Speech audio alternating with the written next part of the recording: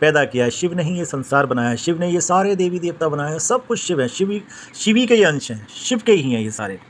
तो हम उसी शिव को ध्यान के द्वारा उसी शिव तक पहुंचने की कोशिश करते हैं।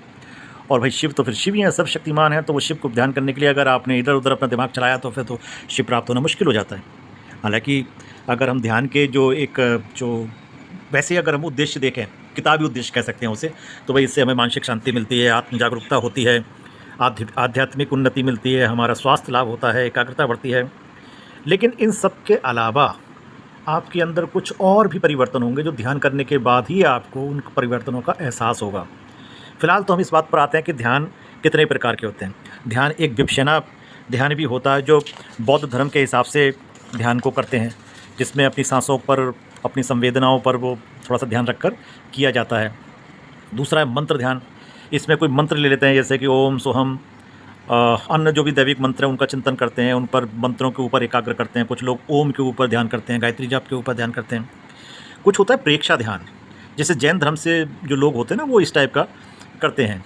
एक होता है पतंजलि वाला ध्यान, जिसको ध्यान योग कहते हैं।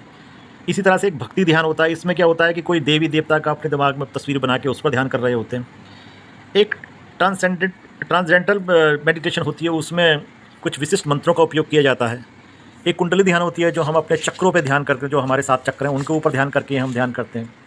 तो ध्यान तो बहुत सारे हैं, लेकिन सारे ध्यानों का एक ही मकसद है, एक ही निष्कर्ष है कि परमपिता शिव को पा लेना। या अब शिव तो इस तरह से तो आपके पास आएंगे नहीं, बस जैसे अब आपको मोक्ष की प्राप्ति हो गई है, आपके अंदर में आपके अंदर बदलाव आ गया, आपके अंदर कुछ ऐसी शक्तियाँ कह लीजिए या जो भी कुछ होता है, आपकी जो ऑरा है वो उसमें जो आपको फील होगा कि हाँ ध्यान से कुछ आपको फ़र्क पड़ रहा है।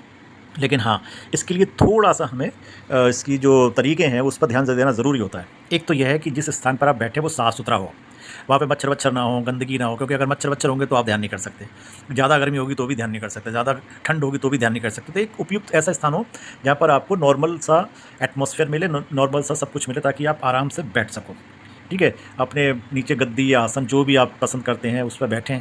अगर गद्दी वद्दी ज़मीन पे नहीं बैठ सकते तो चेयर पे बैठें, और कोशिश करें कि अगर चेयर पे बैठें तो अपने पैरों के नीचे कुछ रख लें।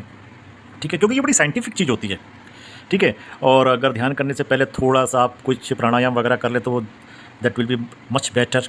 ठीक है, और स्टार्टिंग ज़्यादा लंबे समय से ना करके 5 से 10 मिनट करें। धीरे धीरे आपको इतना मज़ा आने लगेगा कि आप 5 से 10 मिनट से अपने आप ही आपको